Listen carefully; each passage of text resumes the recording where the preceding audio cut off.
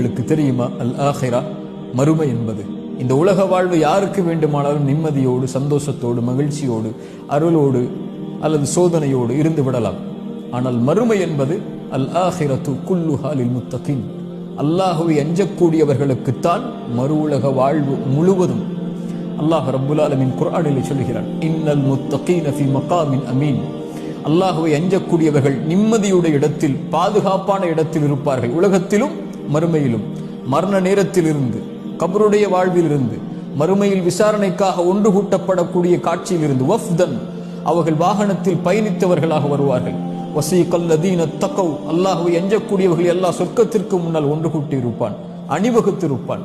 அரிசி நிழல் அவர்களுக்கு கொடுக்கப்படும், விசாரணை எளிதாக்கப்படும்.